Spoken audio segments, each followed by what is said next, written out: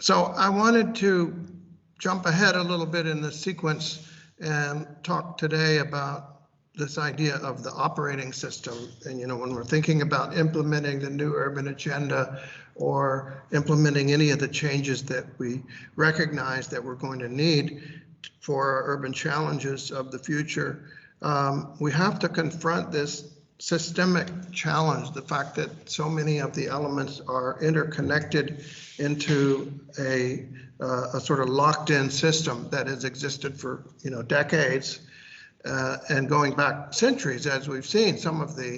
Certainly some of the mental models, as we've talked about, as Jacobs talked about and Alexander talked about, but also the standards and rules and laws and codes and all the incentives and disincentives, especially the economic incentives and disincentives, I think are really a challenge, an enormous challenge, and they all interconnect with one another in what I've referred to as an operating system for growth.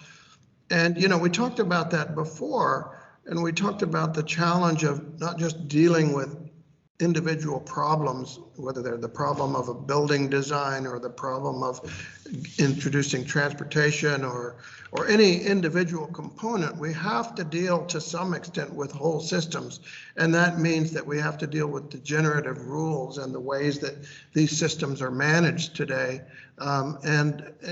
We can't deal with everything all the time, of course, but we have to be able to deal specifically with the challenge that we're confronted with and the systemic characteristics of it. And that's really what the pattern language methodology is all about, and what many of these other approaches that we're talking about are all about. And I think it's what we have to do if we're going to get anywhere. We talked the other day about some of the neuroscience and the environmental psychology that's emerging that's really fascinating, and particularly around this idea of beauty, which has been banished from architectural discourse to a large extent, because it's been thought of as something subjective and in the eye of the beholder and something that's purely socially constructed.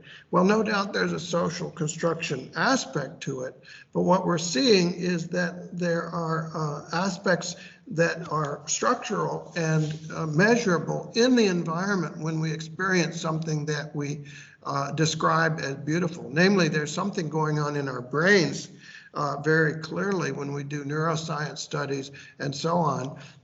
So what we're recognizing is that this is some kind of response that human beings are having, a kind of symmetric response in the brain to what's going on in the environment outside, loosely coupled, not mechanically coupled, but indirectly coupled. We're stimulated by these things that we experience in the environment in a way that we can now begin to understand. There are perceptual pathways, there are brain structures, there are mediating influences, and so on. And so, yes, we see variations in the perception of beauty, but these are not arbitrary.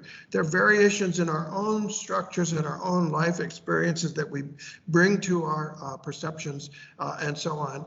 And this is really a kind of structuralism, a neo-structuralism, if you will, from a philosophical and a linguistic point of view, that the structure of the world is not arbitrary, it's not willfully constructed, it's not purely a construct of the mind, which is turns out to be a one-way ticket into a hall of mirrors, philosophically speaking, epistemologically speaking, that we can never get out of, because suddenly we can no longer, we cannot get out of the world of self-contradiction. Everything we say is a contradiction of everything else we say, and we suddenly find ourselves spouting gibberish, ultimately, actual gibberish, things that literally do not make sense. And the idea of sense is that there is some relationship, there is something outside the text. Pache Derrida, there is something that we can make sense of, and that is exactly what we mean when we use the word sense. And when we're talking about something that we find beautiful, the ways that we can account for the fact that people share that beauty, and we're using essentially brain maps to represent what we're seeing, to think about what we're seeing. We're using languages, we're using structures like pattern languages and other kinds of linguistic structures like mathematics and so on. These are all symmetric structures. So I use the phrase symmetric structuralism to describe this sort of philosophical view of the world. And, you know, we've talked about biophilia and the innate preference for natural structures. That would make total sense from a neurological point of view, that we're wired to be able to perceive those kinds of structures. We're wired to be able to perceive facial structures and their intents and so on. And these are important insights when we're thinking about how to make the environment more responsive to human beings. But we also have to recognize what the sort of generative processes are and what the processes are that result from coding, from the idea that we're using stepwise procedures to generate an outcome that is desired, though it may not be planned in the conventional sense. You know, we think about the laws that produce all kinds of outcomes that we didn't intend, often unintended consequences, sometimes good, sometimes bad. Those are generative processes that are producing an outcome that we're not literally planning in a linear fashion. It's more of a complex adaptive evolution of the outcomes. And this is something that I think Herbert Simon captured beautifully. You know, we go back to his thinking as we do with Alexander and Jacobs. And he gave this really elegant definition of design. Everyone designs who seeks to change existing conditions into preferred ones. And if you think about that for a minute, it raises more questions than answers, because you have to ask, well, who is it who is actually designing in a given situation? How are different people who are designing working together, or maybe working in conflict? How do they know what the existing conditions are? How do they know how to change them into preferred ones? What if the preferred ones change over time, which often happens? You know, all of these questions that arise, but they're the right questions for us to be asking, the right questions for us to be thinking about when we're thinking about whether we're achieving the preferred outcomes that we really are after, or whether we're, you know, in some ways going down a path that is leading in a direction that's very much unpreferred. And I think that's probably the story of 20th and early 21st century design, right? The world that we're creating. But you can see this kind of generativity going on all the time with stepwise rules. We talked about fractals and the ways that those are created. Here's somebody, a woman who's making a traditional crafts. This is like a mural that she's making, and she's using fairly simple steps of make a V shape, repeat the V shape, repeat the V shape, repeat the V shape, make a swirl, repeat the swirl, repeat the swirl, embellish, add detail, go to the next step, make one square black, make one square white, etc. All the way down, iterating, building up this pattern that we find beautiful, much like we find other fractal patterns beautiful in nature. There's an example of a carpet that happens to be woven in a very simple way. Often the carpet weavers don't have a kind of master blueprint, or at least they don't initially when they're crafting the first one. They're going through this iterative process, this crafting or adaptive evolution, using rules, using generative outcomes, and you know, iterating as they go.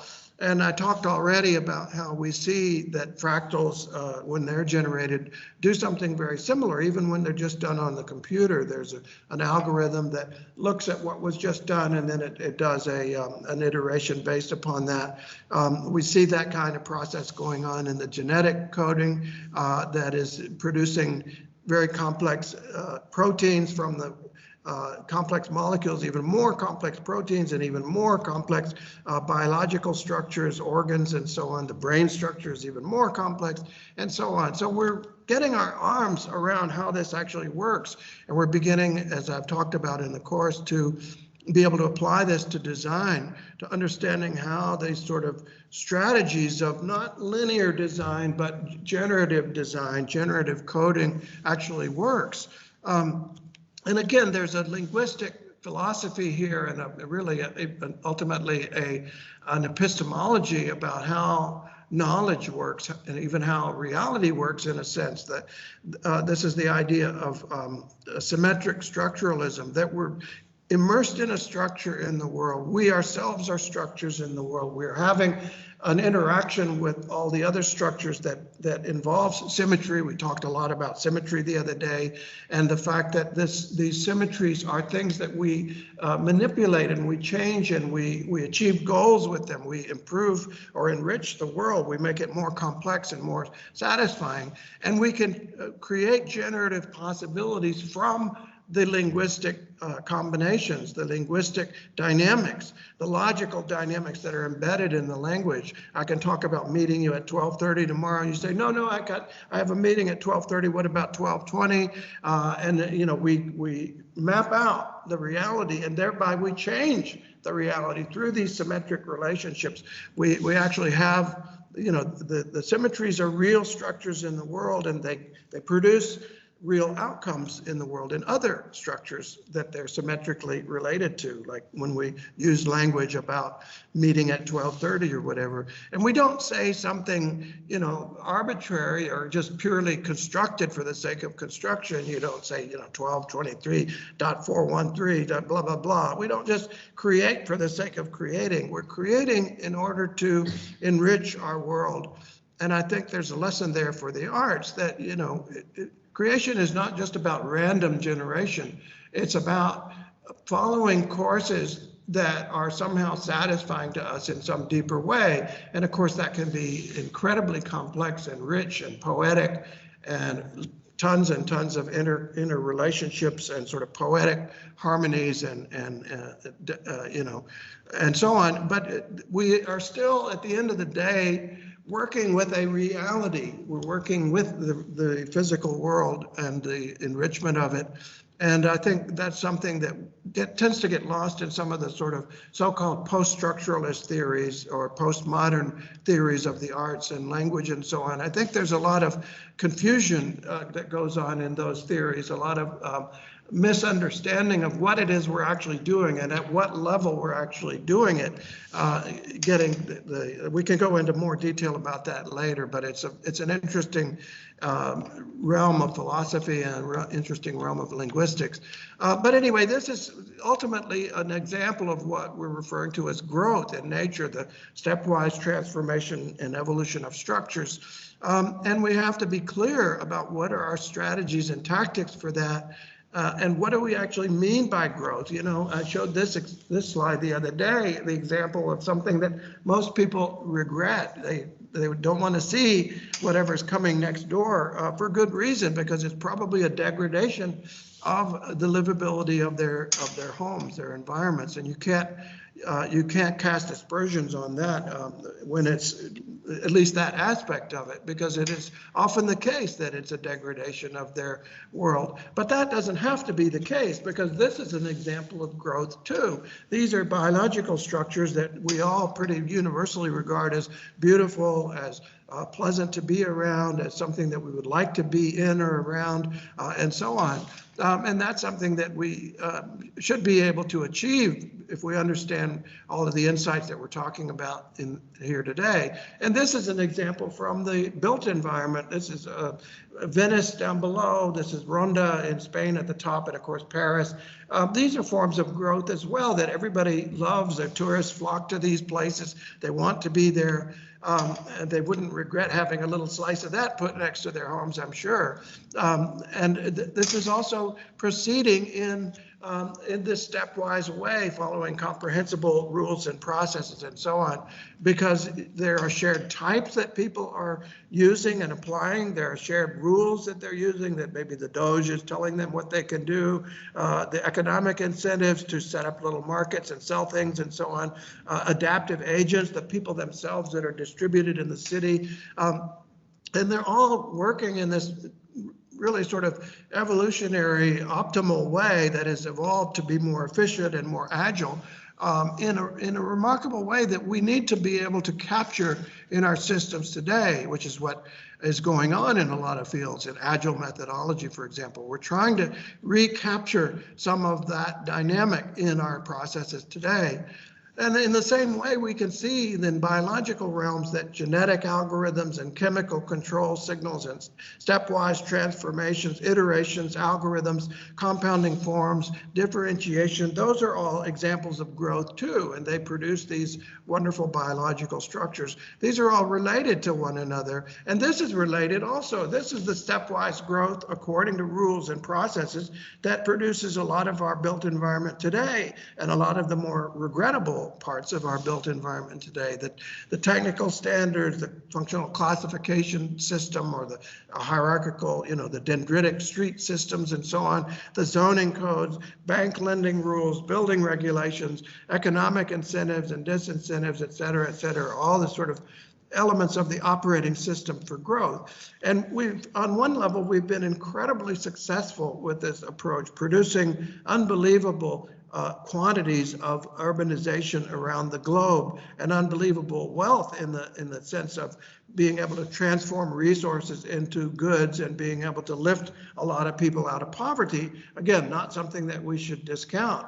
And yet we've exploited the economies of scale and standardization brilliantly, but we have not exploited the economies of place and differentiation brilliantly at all. In fact, hardly at all. They do happen, but almost as an accident in our systems today. And that creates a great problem for the ways that we're building today, I think. It creates a great limitation on what we can achieve. We can only achieve this very sort of almost tinker toy-like or mechanical kind of system or kind of outcome that is all about, fantasy from the early 20th century, the idea that technology in whatever crude form is going to save us, when often it doesn't. Often we're playing, something like whack-a-mole, where just solve one problem and another one pops up, deal with one issue and another one pops up. Reason in itself is not always the answer, because there's this bounded rationality. Reason has its limits, as we've seen. We need to have more sort of open systems that are not just rational in a linear kind of way. And the idea that political enlightenment in this linear, rational way is going to save us has not worked out either. The romance of the new, the marketing aspect, we were talking about this yesterday, the way that architecture as a field has been somewhat corrupted into becoming a kind of marketing arm for the industrialization of the human environment. And the idea that mechanical technology is good enough just to order everything in our environment. We can see that is really indeed a fantasy, and it's not working out. So we need to balance economies of scale and standardization, which again are not a problem in and of themselves. Natural systems use economies of scale and standardization. They use the same 4 molecules for DNA. They repeat those endlessly. They issue seeds at vast scales that are again based upon standardized genetic components and so on. So that's all great, but we need economies of place and differentiation as well. We need to have the localization that matters so much, the differentiation that matters so much in biological systems, because without that, you could not generate a fractal pattern, for example. It relies on the localization and the local interaction of the elements, the cellular automata, as we talked about. And so I think to take 2 examples, what just happened? There we go. To take 2 examples, I think Jacobs and Alexander both put their finger on this issue. Jacobs talked in Death and Life about thinking of cities as problems in organized complexity, replete with unexamined but intricately interconnected and surely understandable relationships that we can tease out and we can regenerate, recapitulate as we need to and manage. And Alexander says that this is in The Nature of Order, which we'll talk about tomorrow and in the final lecture as well, that the 20th century made brilliant progress in physics, especially in Newtonian physics, mechanical understanding of the world. And then gradually in the 21st century, that gave way not only to quantum physics, but to biology. And moving into a world whose prevailing paradigm was one of complexity, the co-adapted harmony of hundreds or thousands of variables, or millions or billions of variables, as it turns out, when you're talking about brain structures or cities or any of these hyper-complex structures. And this would involve new technique, new vision, new models of thought, and new models of action. And he's very hopeful about that. He thinks it's starting to occur, and we need to set our sights on such a future. And I think that's exactly right. A lot of people have written, as Stephen Wolfram has, about this is a transformation in the sciences, a new kind of science, Wolfram claims, based upon algorithmic processes, not just, you know, the equations that we were so brilliant at dealing with before. I mentioned quantum physics and the understanding of wholeness and fields, the idea that you can't just decompose the universe into an empty vessel with a bunch of little billiard balls in it. It actually has these field effects that can only be understood in that way, the sort of push me, pull you, action at a distance, entanglement, and so on. And these are phenomena that we're now beginning to understand in very hard-nosed ways, and being able to understand them with equations, with algorithms, and so on.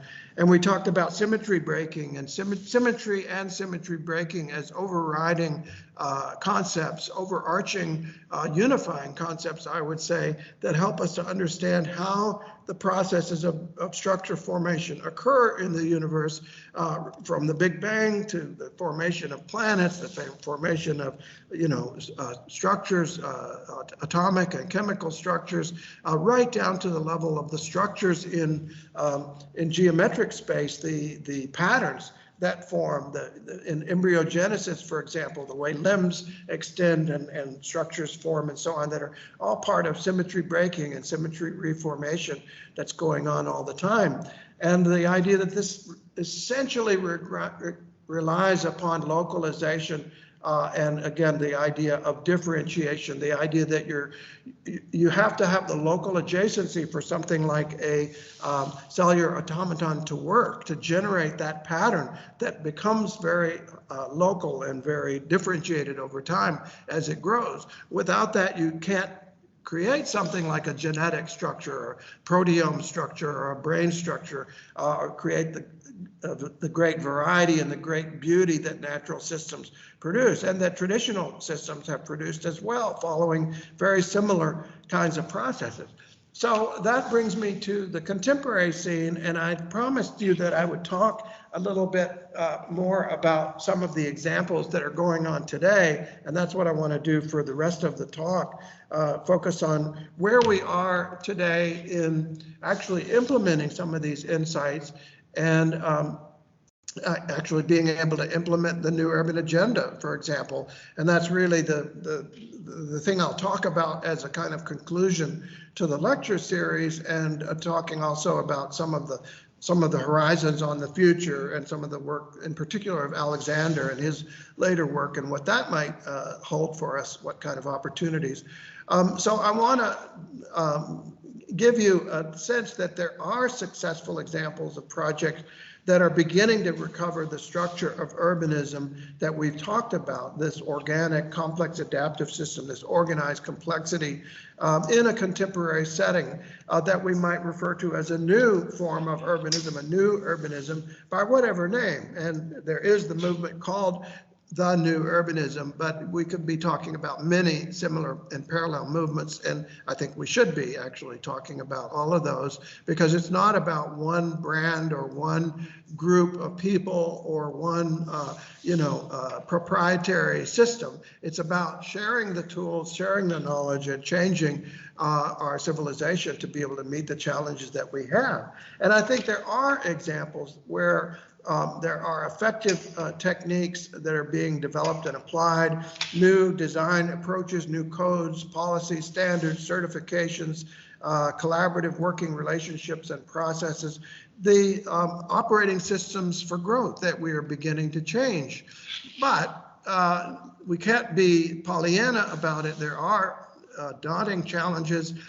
We have made many mistakes. We're still making mistakes. We will make more mistakes. We need to be critical of the the different issues that the different propositions that we're making, while not paralyzing ourselves with criticisms. We need to have a healthy critical culture that allows us to move forward. And that's what really reform is all about. It's a messy process. It's slow. It's not going to be easy, to put it mildly. And I'm going to take you through some of the examples of projects that go back actually to the 1970s, where some of these ideas have begun to be applied in varying degrees and varying levels of awareness, I would say, too. Going back to Port Grimaud, France, Sacramento, one in New York, various urban revitalizations, Seaside, Florida, and so on. And these were inspired in many cases certainly by Jane Jacobs, whose work was really widely read and thought about and recognized as a landmark, and many other people too. I've talked extensively about Christopher Alexander, also Bernard Rudofsky, who wrote the book Architecture Without Architects, embracing the vernacular. Kevin Lynch I talked about already. William H. White, who talked a lot about public space and its functioning. Jan Gale, who's also talked a lot about public space and the space between buildings. Bill Hillier, who's talked a lot about the relationships of the local to the global, especially in the street networks and the path networks, and how you can actually analyze that and understand and manage that as a designer, and many others. But these are perhaps the ones that certainly I've mentioned already, and we could be thinking about in terms of the context of this course. And Andres Duany, who has in many ways tried to operationalize these insights, talking about how the CNU formed, as we were talking about in the last lecture, owing a lot to the pedestrian pocket work of Doug Kelbon, Peter Calthorpe, the work of Maurice Coulot, Rob and Leon Creer in Europe, Colin Rowe, the Texas Rangers, a group of architects that were regionalists, people like Jane Jacobs, Oscar Newman, William H. White, again, Christopher Alexander, Stefanos Polizoidis, Ray Gindros, Dan Solomon, Vincent Scully, another historian and very important person in thinking about what kind of legacy we had to work with if we would only actually recognize the genius and the resources embedded in that. And then Seaside came along and other projects. All of that was a recognition that the CM model, the model of the Athens Charter of 1933, had gotten us into a whole lot of trouble. However well-intentioned it was, it had led directly to the patterns of sprawl that we see in the modern world, and other aspects that have cropped up that were not intended by CM, to be sure, but certainly the CM model was a key part of the model that we still have today, as I mentioned in the earlier lecture. So Duany talks about new urbanism, which again, I would say is trying to operationalize a number of these insights, the idea of iteration of an algorithm, of a kind of self-organizing system, or a swarm as he refers to it, with feedback loops, evolving the design in an adaptive response to the needs and constraints. An emergent process over a longer time, with many people working collaboratively, not just one designer producing one static design. And codes are a key part of this process. You're not only designing the outcome, you're designing the process, you're designing the codes that function kind of like armatures or frameworks on which the complexity of the evolution can grow, almost like creating the gardening structures, the planter boxes and so on which the vegetation can grow in a garden. It's very much that kind of model of thinking about how does research goes, and it's very much an iterative cyclical model. So you start with the input, the research surveys, the other materials, perhaps the patterns or the pattern types, pattern books. That's another traditional model that used to be used in the 19th century, where you would write down different forms of architectural motifs or parties or whatever, and then you would share those through the pattern books. The design process goes through the kind of charrette, a collaborative evolution, also called inquiry by design in the Princess Foundation. And that is led by professionals, but engages a lot of other people too, and not only design professionals, but also engineering professionals, technical professionals, people in the real estate development profession, hopefully as well, who can talk about some of the market issues and so on. And then the outputs that will be, you know, master plans, pattern languages, codes, etc., and the detailed designs and construction documents that will then gradually come out of that. And then that's a cyclical cycle, an iterative cycle. So maybe at the large scale of a neighborhood, you would have one big charrette. Then at the scale of buildings, you might have another charrette, or scale of some other component of the neighborhood, and so on.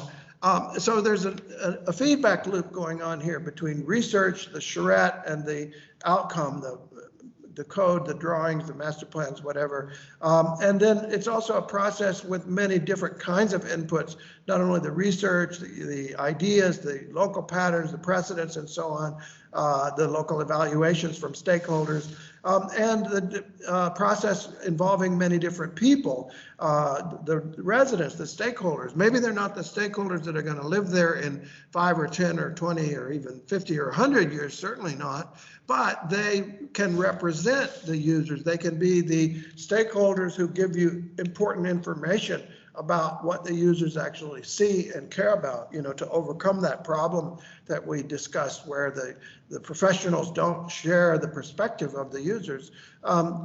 Technical specialists, legal specialists, political leaders, and then of course the designers who might often lead the process and might actually specialize in leading the process as design facilitators.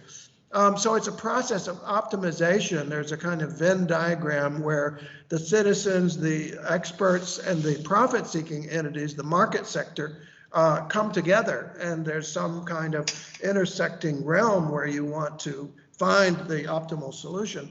And the citizens is another way of saying the public sector, the representatives in a democracy, and then the private sector, the profit-seeking entities, and then the experts might be the institutional sectors or the nonprofit sectors, the democratic process, the market process, and the cultural process, if you will.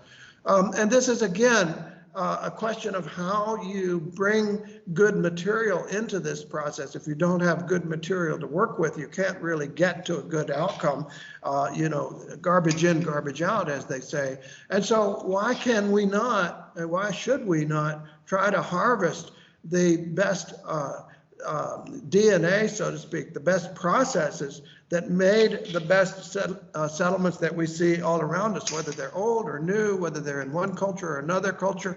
Again, not the look of those places so much as the different geometries and configurations and solutions that result in the look, perhaps, but are actually at a deeper level of solution. Can we learn and apply those processes again today? Well, the hypothesis in new urbanism is yes, we can, and yes, we must. And can we learn to mine and regenerate the local usable DNA? Now, this is an issue that in many cases, many architects will say, no, that's inauthentic, that we can't do that. We mustn't do anything that looks like it happened before 1920. Well, I would pose the question, why is that exactly? And when you tease out the answer to that, you find this theoretical construct that has no basis in evidence. It's purely ideology, as we talked about with Le Corbusier and others. It's an image of what modernity is. Modernity is something that is wholly different from the past. It's broken from the past. It's the shock of the new, as Robert Hughes described it, the art critic. It's something that must be a certain kind of thing. And when you unpack that and you say, well, is that true? I think the answer is resoundingly no. It's nonsense. It's marketing nonsense. It's profitable nonsense, to be sure, but it is nonsense. And so if you take that seriously and you say, okay, what is the DNA, the best DNA? Maybe you start with the local DNA, the local involvement, the local intelligence about the climate and terrain, the market conditions, the social conditions, the local decision making, the local process that you can go through to refine. Again, localization and algorithms algorithmic iteration at the cellular level, the level of cellular automata, and continual adaptation to those human needs that you're trying to meet, that requires the process to meet those needs to be reformed if it's in fact not meeting those needs, as in almost all cases it is not. Changing the planning process to bring local people and knowledge into a collaborative process, but not randomly, not just, oh, here you are, sit at the table and we hear you, we see you, peekaboo.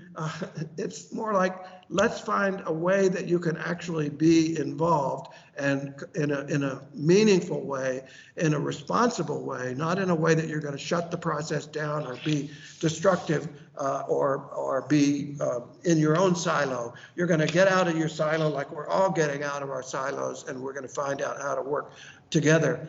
I mentioned the pattern book idea that has been brought back into use by people like Ray Gindros and Urban Design Associates, and many others. This is actually one that I myself worked on, called Nuki, and it is a very interesting sort of compilation of some of the local DNA, some of the geometric relationships, some of the materials, some of the climate adaptations in the structures, some of the geometric configurations that have resulted from that place over time. And I don't think we should look askance at that just because we think, oh, that looks trad, or that looks like something that might have existed in some other period of history. Well, again, we can see in evolutionary history, in the history of architecture, that the recapitulation of structures is a constant process, along with additions of new structures. It's a constant evolution of the old and the new.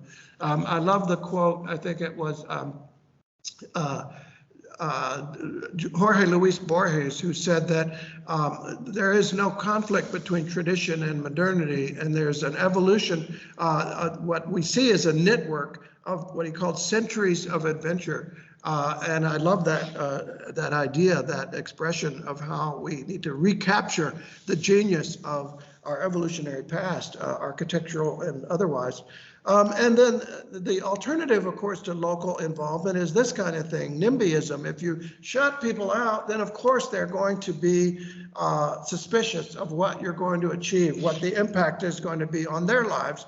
And as I said, we have to have a lot of sympathy for them. We don't have to have sympathy for some of their more hostile, destructive attitudes, perhaps, exclusionary attitudes, classist attitudes, racist attitudes, what have you. But we do need to be sympathetic to the underlying feeling that what is going to come is going to degrade their environment. If you could find an alternative to that, and actually build a collaborative sense with them, you could achieve, I think, something much more positive. Rather than NIMBY, you might call it QUIMBY, quality in my backyard. Work together with them to say, what would you like next to your house? What kinds of buildings and kinds of environments would you support? Would you come out and testify and say, yes, I want to achieve this, I want to streamline this, I want to make it cheaper to build this because we're going to relax some of the rules of the process, some of the restrictions and so on.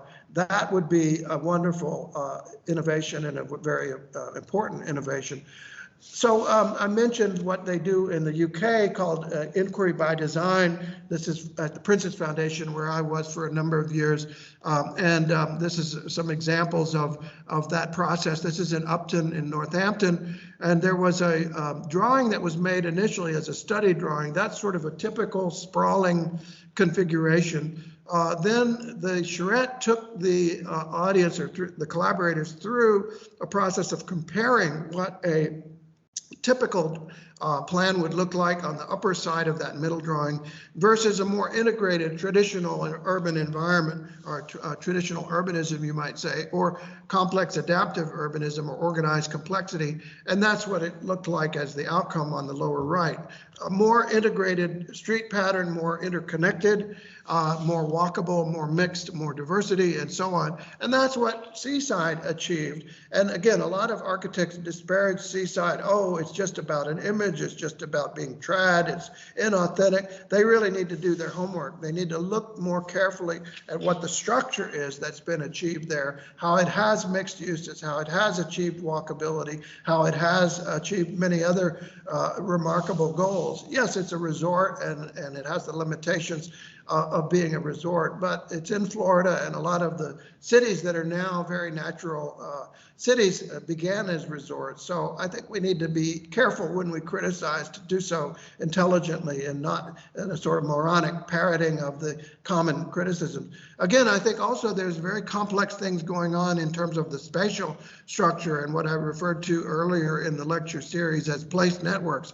Not only horizontally but vertically, the interrelationship of different kinds of spaces that people can see and move and hear and interconnect with one another and interconnect with the spaces in a very rich kind of way. Again, those sort of spatial zones that are interconnected into what I referred to as a place network. The same thing is true at Port Grimaud, as I mentioned, in the south of France. This was much earlier, actually, than Seaside, back in the 1970s.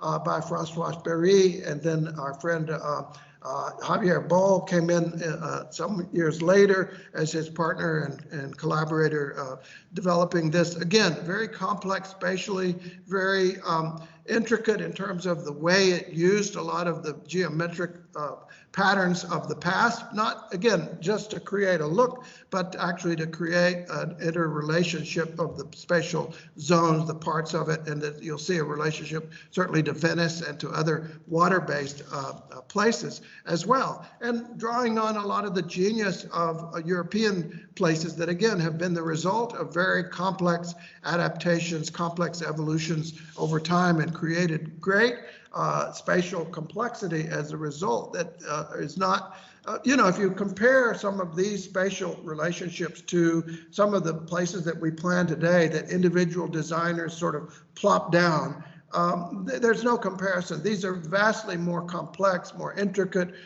many more layers of scale, many more sort of fractal relationships, and so on. And the same thing is true if you look at a place like Venice, and again, you look at Port Grimaud, this is Venice again. But again, harvesting some of that DNA, some of that complexity from places that have evolved naturally. This is Portofino, which is, again, a high-end community, but many lessons to be learned there about how you can create incredibly desirable, incredibly successful from a human point of view, spaces that people will be attracted to and will congregate there and will populate and so on.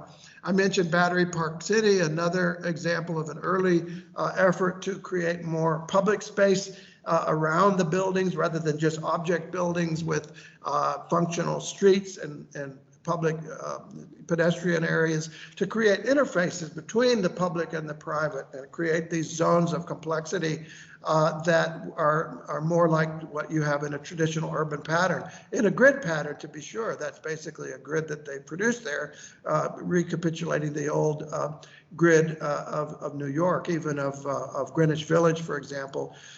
Portland had an early example in the 1990s. They took a lot of Christopher Alexander's work and applied it directly there to the generation of this particular district called the Pearl District, which was an old warehouse district in great decline. It's now a thriving urban area, very, very successful. In fact, too successful, it's become gentrified. But it has that kind of logic to it of traditional urbanism, of the fact that the buildings and the public realm, the streets and the squares, do have an intimate, complex relationship, this tissue of public and private, and this idea that the way that you're going to achieve success in a place like the Pearl District is not with the sort of approach of carpentry, you might say, where you cut and you measure and you specify you want to build one precise structure. Instead, it's more like creating the conditions of a good garden. You're combining many ingredients and tools to promote the healthy growth, in this case, the healthy economic growth, the healthy urban growth. And that is the kind of problem a city is that Jacob described, more like gardening than carpentry. And as I mentioned the other day, you plant the good genetic seeds, you build the soil, you water and fertilize, you prune and weed, you build trellises and so on. And that's what you do when you're trying to be a good gardener, when you're trying to produce healthy growth in your garden. And just so, in an urban sense, you're generating patterns and prototypes, or reapplying existing patterns and prototypes, diagnosing and improving the conditions, and creating incentives and funding. You're creating regulations to get rid of the things that you don't want, that are not healthy, and you're using infrastructure and frameworks to, in effect, support the organic growth that's going to grow on top of that, and combining all of those things into a kind of, in the case of a garden, it would be the gardener's tool shed, right? But in the case of an urban framework, it would be this strategic toolkits that you're going to use to apply to generate healthy growth. This is in another part of Portland, and this is a type that you see on the left there that's a very common traditional live-work or live over the store arrangement, where there's a commercial space on the street and then there's a residence above. Simple idea that has existed in many, many cultures around the world, the so-called shop house idea. And over there on the lower right is a new example of the same pattern. So why not regenerate that pattern? Why say, for example, oh, well, we can only do that if it's, totally looks different, or it looks wacky, or, is stripped down and has no ornament or whatever. I think that's maybe there's nothing wrong with that, in the sense of it might still function and it might still work after a fashion, but you're tying one hand behind your back as a designer, or maybe both hands behind your back, not to be able to use ornament, for example, and pattern and motif and human texture and human scale. They've even lost some of that in the example on the lower right, where it's gotten a little too stripped down and a little too naked, you might say, compared to some of the patterning that you see in the upper left, where you've got the corbels of the bricks. Not that that's a beautiful building, mind you, but we have, if you look at the evolution of architecture over the 20th century and into the early 21st century, we've lost a lot of the ability to do patterning and motifs and ornament and all the other complex things that we need at the human scale and the pedestrian scale in order to make them successful and vibrant. So here's another example of taking the, this is actually from the UK, where they're taking different patterns, although actually I think those are American patterns, and these are essentially generating a block structure with different housing types that are, again, coherent and cohesive, because they're following a form-based code where you're creating a frontage zone there. You can see the porches in the front, which again is a very American type, which makes me think this is American, even though the spelling is UK. And that is part of the code that exists for that. And then the typology, the patterns, or the pattern book might tell you which kinds of dwelling units could drop into that in order to achieve a higher density, and granny flats or accessory dwellings in the back and so on. And then the commercial buildings that might exist on the core. Now, these are still relatively low density compared to some of the higher density that we want to achieve in the most walkable core areas. But I think we have to recognize that there's a range of densities that we need to be able to design for, and we need to be able to accommodate all of those things in different places with different levels of density, and accommodate different rates of change too, by having sort of robust structures that you can build on. You can see, for example, this is in Portland, again, the Albina district, and the example on the upper left and the example in the middle are older buildings where they have come back in and essentially created ornament, created artwork and pattern and human scale details and so on. And the structures have accommodated that and allowed it. They've allowed this sort of transformation over time and enrichment and different scales of change over time at different levels. So the artwork and the perhaps the interior wallpaper and whatever, those can change rapidly, but the bones of the building don't change rapidly. They change much more slowly. This is the idea of paste layering, as it's referred to, or shearing layers that have been described by Stuart Brand, for example, and others who have developed this idea that you want to have robust structures that can accommodate different rates of change at different scales of the building and the neighborhood, and that's a good thing. That's something that you want. You don't want to just create one static work of art that lasts for maybe 40 or 60 years, and then everybody gets tired of it and then demolishes it and replaces it with another static work of art. That is not an evolutionary environment, and it's not a sustainable environment. Here's another example that I love. This is in Vancouver, British Columbia. It's the example of Granville Island, which was a former industrial district from the early 20th century. And the initial idea was simply to do what they have done in many cases, just to demolish it. But thankfully, the regional government, the provincial government said, no, we're not going to do that. Actually, what we're going to do is regenerate those structures and create a new district here, a district where you're going to have a mix of uses. We're going to keep some of those old industrial uses. We're going to add to them other kinds of spaces. We're going to add maker spaces and little shops and galleries and foundries and places where people can make various things and then sell them there as well. There'll be retail, there'll be commercial, and there'll be streets running through. The existing streets will become pedestrian streets that people can walk down and actually buy things there. There'll be a market where you can buy fresh vegetables and meats and so on every day, fresh products of various kinds. And that is a place that's constantly changing. There are new events, new products, new businesses that come and go. Often what you'll see is that the little businesses that start there grow too big, and then they have to move out to another location, but they'll keep a little retail outlet there in Granville Island. And this is incredible the way it has performed economically. They started with just a $25 million investment. They already received $35 million in tax revenues. This is a couple of years old now, but I think it's very similar still. And the return on investment just for the tax revenue is 140%. That in itself is impressive. Plus, they get the annual economic activity from all of those businesses of $130 million, 275 businesses, 2,500 jobs. A very, very impressive project from an economic point of view and from a human point of view. To have all those things in the city so close by that so many people can access on a daily basis, and maybe just take a little boat over one of the little boats that run across the Falls Creek there.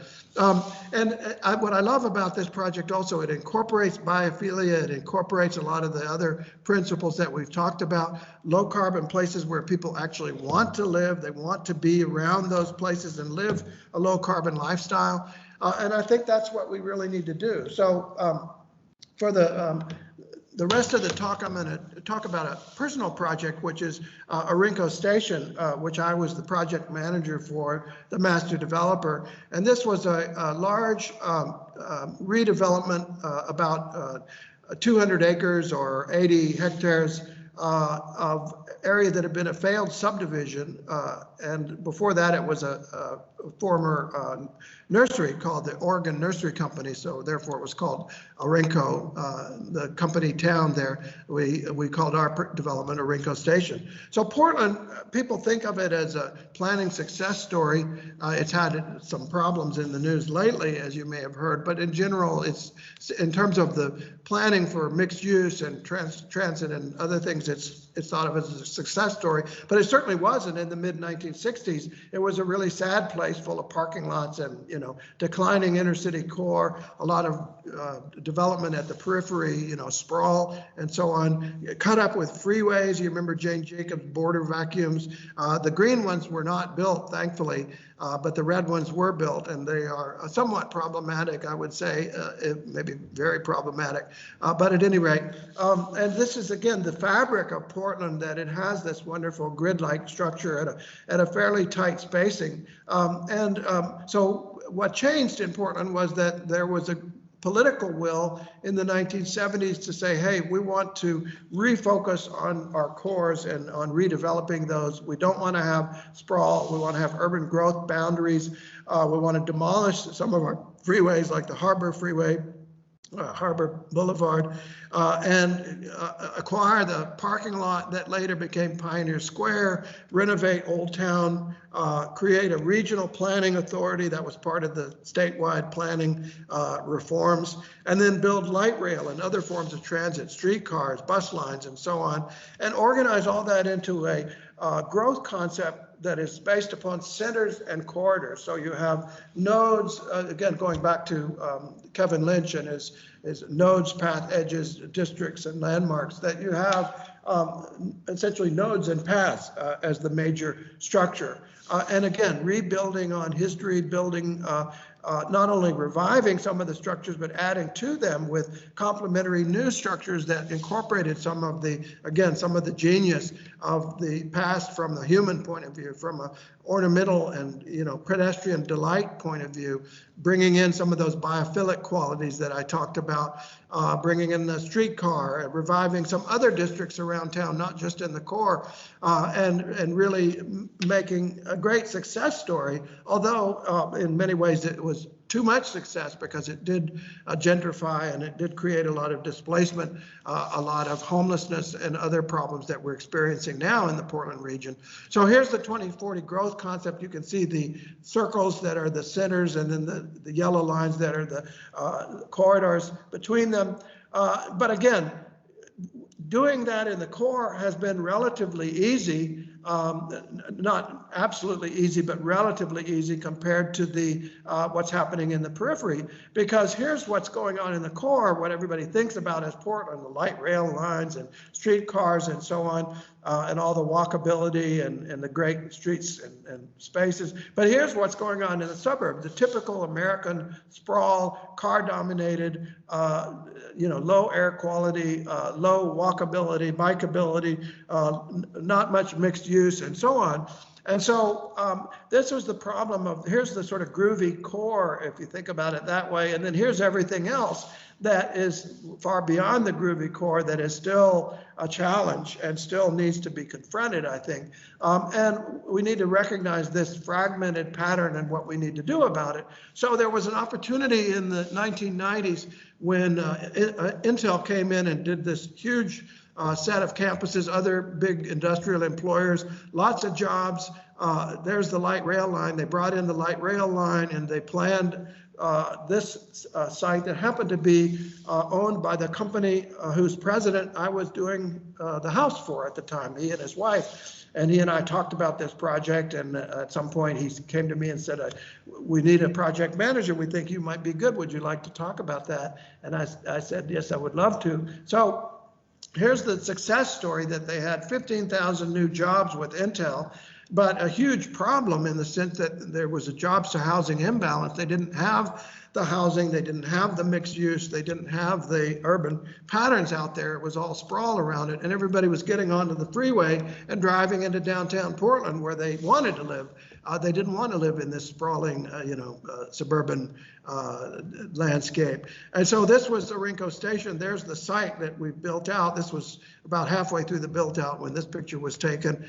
Here's the new right rail line, and here's what the site looked like in about 1980, I guess it is, or so. This was, again, the old failed subdivision, Ronler Acres, and just a couple of streets cutting through. The failed Oregon Nursery Company, the fly-by-night real estate development called Ronler Acres, and then our company acquired it and was going to do industrial. We decided when the overlay zone was placed on and we had to do residential, we had to do the mixed use, that we would follow the pattern that was already there, the historic Orinco town, which was a grid of walkable streets. It had a light rail line. It had a lot of the qualities that we were looking for, street-friendly architecture, a town center, nearby employment, and so on. And so that was the model that we built. We actually were able to achieve this and build the project. We created a master plan. We had to change a lot of the operating system codes and guidelines and standards and all the rest of it that I was talking about earlier. the segregated zoning and so on.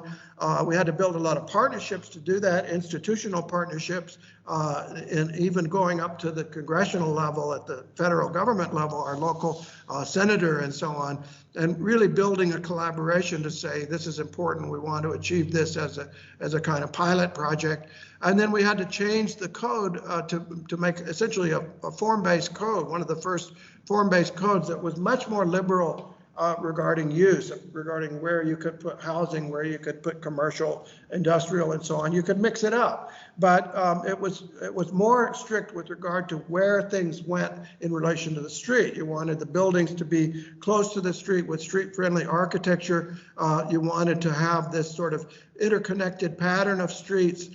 You wanted to have what I call the 7 C's: connectivity, compactness, completeness, complexity, conviviality, conservation, and cost effectiveness. And that was really what we created with our master plan as a kind of framework.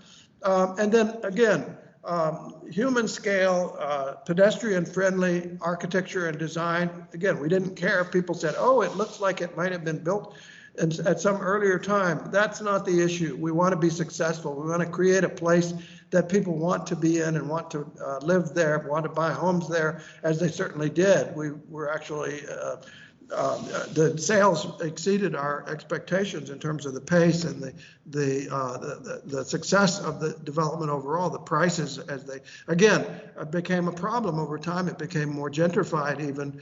That's what the community looks like. Again, this follows the pedestrian pocket idea that I referred to earlier that Peter Calthorpe and Doug Calbaugh developed. Peter Calthorpe actually did an early plan for the community where you can see this sort of radial scheme of the green in the middle and the arterial and the light rail and so on, and the core commercial. That's very much what we ended up doing with some modifications. Fairly straightforward grid pattern with a mix of many different kinds of housing and commercial. But this is what the subdivision looked like next door. This is what we looked like. Again, very tree-like on the left, very interconnected grid-like pattern on the right.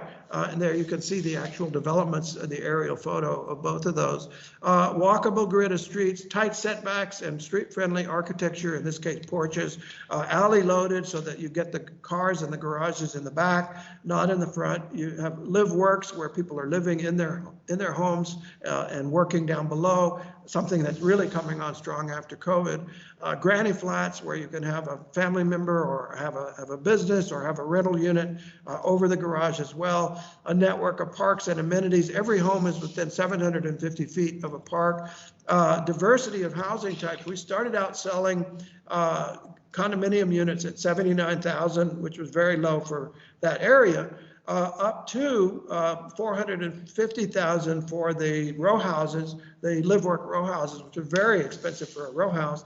And somebody bought 2 of those and combined them, and with the remodel work, they had $1 million property, which was knocked our socks off, that you would have $1 million property, but moreover that you would have that range, that diversity of incomes and of different people, people renting apartments. We also had apartments in the community as well, still do. The idea that you have liner buildings, you put the parking in the back, you don't want to create this sort of, pattern of the building in the middle of a sea of parking. That is not a pedestrian-friendly environment. So that's what it looks like in the town center. That's a very walkable, bikeable environment, even though cars are accommodated there. Lofts up above the commercial. Farmers market that occurs periodically there. I think they do it once a week now. And then the research that was done on this project, which I think is very telling and very important, and that is that the sense of community is very high. This was a sociologist who did a study. There have been a number of studies done, and the sense of community is very high. The level of walking is very high. The use of transit is higher than the surrounding community, much higher. You can see the numbers there, 58%, 65% there, and 59%. The transportation, even there, this has really knocked our socks off. by the time we had the grocery store and the commercial uses, the number of people who walked to the shopping in 5 or more times a week was 50%. That was a shocking number, versus in the comparison community, it was 68% who never walked to shopping, ever. Were always driving everywhere they went. And the number of single occupancy vehicles, it was 64% versus in Portland, 62%. So it's almost the same, statistically insignificant difference there. But a lot more people used mass transit, carpooled and walked, and used mass transit more since living there. So again, we're not going to change everything overnight, but this is a dramatic change to what is happening in the rest of the world. So this is what I want to close on, is the idea that we can create a new operating system for growth. It takes a hard work, I'm here to tell you. It takes a lot of collaboration and reforms of the processes and of the policies, the urban codes, the regulations, the plans and frameworks, the certification systems, as we talked about, the pricing signals, what people pay for and don't pay for, whether it's tolling or parking or other things, the catalyst projects like Orenco Station, the other kinds of incentives that people have, awards programs and things like that, self-organization strategies where you empower local people to be able to do these kinds of things in their own neighborhoods, and creating toolkits that allow people to do all of those things, to monetize the externalities. In other words, to recognize that we're going to have impacts in the future, or impacts in places that are not part of the internal calculations of the economics. They're externalities, as the economists say, and you need to monetize those, which means you need to find economic benefits for good impacts into the future and into other systems like ecosystems, and you need to create a negative monetization or fees or taxes or what have you for the negative impacts that are created. And you need to do that in an accurate way, in a fair way. And again, I talked about carbon taxes, carbon trading, recalibration of fees, system development charges, gap financing tools, micro grants, many, many examples of these kinds of tools that will do that. And at the end of the day, the projects have to pencil, or you're not going to see them get built. You're not going to see change to the ways that we're doing things, as indeed you're not in many parts of the world today. And sometimes that means redefining what the project is, making it more incremental, biting off pieces that you can chew and swallow, so to speak, rather than going with projects that are going to fail, being more fine-grained, having more control over the growth over time. That, I think, is the kind of problem a city is. And now I want to close on one cautionary note, which is the problem that I alluded to when talking about Portland and Orenco Station, and we could talk about many other places today, and that is the loss of affordability, the gentrification, the displacement, the explosion of homelessness that's happening certainly in the United States and elsewhere in other parts of the world. It's coming from the dynamic that is occurring as a result of our urbanization processes. And, there are people who have written about the benefits of urbanization, and I think we cannot minimize those. People like Ed Glazer and Richard Florida, both friends of mine. I respect their work a great deal, but I think they were perhaps a little too Pollyanna, a little too enthusiastic about, irrationally exuberant, as Greenspan put it, about the benefits of urbanization and agglomeration, and not recognizing that there are downsides to it that we have to temper and we have to manage. Because, again, as I used the analogy the other day, if 2 aspirins are twice as good as 1 aspirin, does it follow that 100 aspirin are 100 times as good as 1 aspirin? Well, clearly not. You would become quite sick, or maybe it would kill you to take that many aspirin. So yes, agglomeration benefits are real, but we have to manage them. We have to temper them. We have to use them strategically and equitably across the city, not just in the cores. And Richard Florida and Edward Glazer have recognized that and been actually very articulate about it, about overdoing the agglomeration benefits and overheating the cities and the the knowledge economy and the elites in these sort of urban hubs that is not only creating problems within the urban regions, but within national systems, creating left behind places. As London School of Economics, Andres Rodriguez Posey describes the left behind places that are understandably very resentful of what is happening in the places that are becoming very wealthy and prosperous, and the elites are, sort of running away with the pie, so to speak. The winner-take-all economy, winner-take-all urbanism, as Richard Florida has referred to it, and that produces a political blowback manifesting as populism that I think we can understand and recognize. At least one major component of it is something that is being created by this, what I refer to as voodoo urbanism, this idea that you only need to focus on the core. You just need to make the core white hot with the knowledge economy and the elites and the creative class and so on, and this sort of nuclear reactor of white hot energy is just going to trickle down to everybody else in the urban region and in the country. And it doesn't work, actually. It creates this blowback effect that I've described. And this is something that in economic terms, the term voodoo economics was coined by George Bush, the first President Bush in the United States, when he was criticizing supply-side economics. And supply-side economics essentially said that you focus on the supply side, you focus on the folks who are producing, the wealthy folks, and they are going to trickle down the benefits to everybody else. From an urban point of view, it simply does not work. It creates these, or it works only too well, you might say. It creates these blowback effects. And from a network theory point of view, from the point of view of all the things we've talked about in this lecture, how these self-organizing networks function, how they create benefits, agglomeration benefits, synergies, metabolic benefits, and so on. We know that it's the entire network that generates benefits, not just the rich club networks, as they're called, or the elite cores. And we need to spread it around. We need to be polycentric in our thinking, not simply concentrate on the cores, not rely on voodoo urbanism, because that's not economically sustainable in the end. So we need a citywide and even a region-wide approach, even a nationwide and global approach, I think, combining urban design, regulation and management, and finance and development, and right down to what Jacobs referred to as the lowly sidewalk. You might think of it in this way. Remember that Jacobs talked about the fact that diversity is a good thing.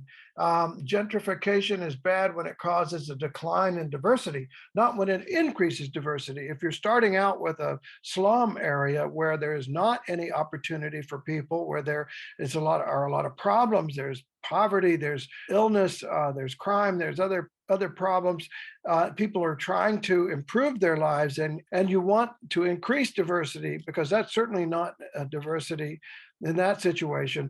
But you don't want to go too far, and you want to reach an optimum where you have the optimum combination of diversity and wealth. What you don't want to do is tip into a kind of maximum wealth situation where you minimize diversity. That's what Jacobs referred to as the self-destruction of diversity. And this is something that we need to resist with tools of varying kinds, tax policies and other things, that we can avoid these kinds of catastrophic self-destructions of diversity in our urban regions. So you might think of this as a kind of Goldilocks zone in the middle there, where it's not too much wealth, it's not too much poverty, it's a combination, an optimum combination, and an optimum level of diversity.